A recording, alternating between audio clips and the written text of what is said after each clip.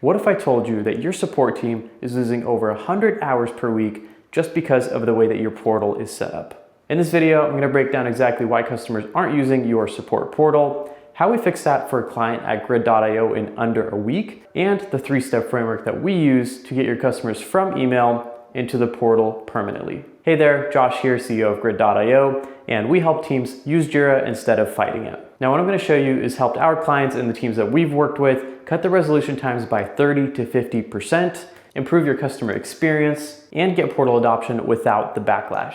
All right, so let's start with portal versus email. So why do I never recommend using email, and why is portal just so much better? So this really boils down to the amount of information that you can collect from each of these sources. So let's imagine a portal, you're an IT team and you have customers jumping in, submitting those requests.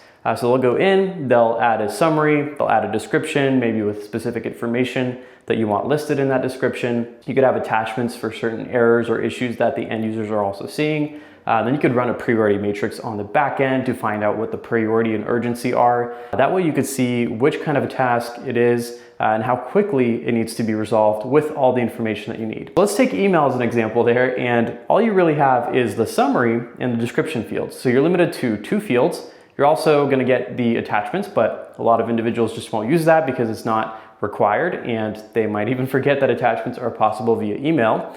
So you're going to be a lot more limited with the type of information that you're collecting, but also the quality of information. And I say quality because with the portal, when you're filling out, let's say, a description field, you could have a framework in place that's going to require users or suggest for users to write things in a certain way. So for example, if you're writing in a description of what's happening with your laptop and you might be running into an issue with a piece of software, you can have inside of the description kind of an example framework of how you would type this out and what it should look like. That way the end users and customers get a good idea of what their submission should look like and provide the best information possible. So when you're collecting all that information, ultimately the goal is to receive a request as an IT team and then be able to resolve it as quickly as possible. If you're getting all that limited information via email, you're going back and forth with the customer, you're collecting the general information before you could even start resolving it. So with the portal, you're going to be jumping in, or your customers are going to be jumping in, they're going to be submitting their information, and then the moment that they submit all their information, you could immediately start taking action on what they've submitted to be able to get a quicker resolution. And from what I've noticed working with teams, the more communication you have with a customer, the lower the customer satisfaction tends to be, because a lot more could go wrong in that scenario versus a customer submitting a request and getting an immediate resolution. Now, one more thing I'll mention about the portal is your ability to run automations based on the information collected there. So with email, as we went over, you're limited to those 2 fields. But when it comes to your portal, you could run different automations based on request type, based on the information that was submitted in a specific field, and a whole lot more. Let's take an HR team as an example for this. So let's say you have a few members on your HR team, and one individual is responsible for all the onboarding and offboardings. So as soon as an onboarding request or an offboarding comes in via the portal, you can categorize that request via request type, and then automatically assign that ticket or work item to that particular HR rep. So it's a very basic automation. You could obviously do a whole lot more than that. Priority matrices are really cool to set up based on automation as well. But just a very simple example on what's actually possible with the portal versus email. So now that we've covered that you should be using a portal versus email, how do we actually get good portal adoption? And this is something I see so many times from clients that we work with at grid.io. Customers will set up a portal, they'll have the portal running for months, sometimes years, and there's just no adoption on the portal whatsoever. Users just do not like to use it. Even the ones that do, they end up going through and just submitting the wrong requests entirely. So how do we get that good portal adoption? And the way I've seen this is that when these portals are set up wrong, there's 2 primary issues that companies and organizations run into that can be fixed. All right, so let's talk about user experience. Now, the most common issue that I've seen teams make when setting up a portal is they turn it into a maze. So when a customer jumps onto the portal, they're met with a ton of different groups, a ton of different request types, terminology that they're not familiar with.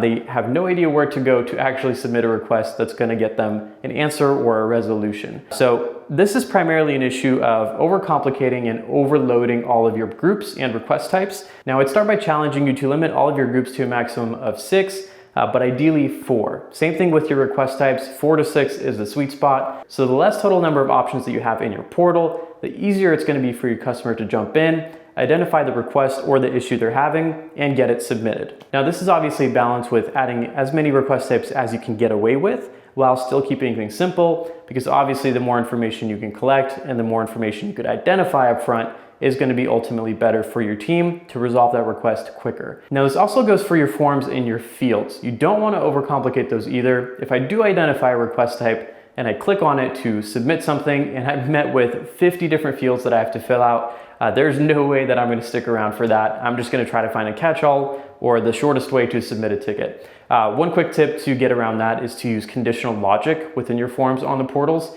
This lets you collect a lot of information, so don't overcomplicate your groups, request types, or your form fields, and don't turn them into a maze for your customer. So the other problem that I often see with user experience is terminology. So a lot of these portals and groups are built by individuals who are a lot more technically savvy than the average user or customer submitting these requests. So if I'm a customer and I'm going to the portal and I am met with some kind of groups that say incident, request type, change management, I'm not going to know what any of those are if I'm not very technically proficient, and I'm not going to know what to submit and what to click on. So what I recommend doing is putting yourselves in the shoes of a customer who's not technically savvy at all, walking through the journey of that portal, of that submission, including the complexity of the fields and everything else, being able to cater that to make it as simple as possible for them to go through that and get a request submitted. ChatGPT is a great tool for this, by the way. Sometimes I just screenshot or provide the contents of a portal and ask it to simplify it to a 6th grade reading level. All right, so moving on to the second thing that prevents portal adoption, which is training. So this one is a lot easier to solve for. All you really want to do after you improve your user experience is walk your users through on how to actually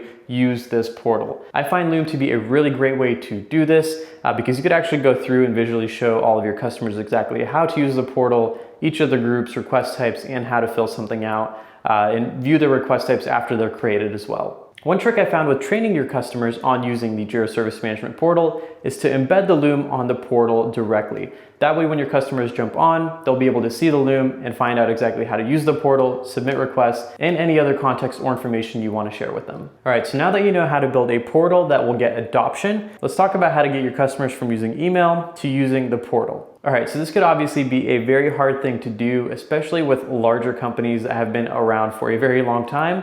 And a lot of the employees have been there for a long time and are very used to the way that they do things. But this 3-step process should make it very easy for the transition to happen over a set period of time and hopefully have your customers using the portal without even realizing it. So step 1 is to set up an email signature. And Jira actually does this out of box, which is really great. So once your customers start receiving auto replies and responses via email, there's going to be an email signature at the bottom with a link to click to get to the portal to view their request. So what this does is starts to warm them up to the idea of that system and that portal existing. Some users, just out of curiosity, will start clicking on that, exploring it. They might just start using your portal without you saying anything. While your users are adopting and some may be looking at your portal, it's also helpful to gently nudge them into that direction and say, hey, by the way, there's a portal available.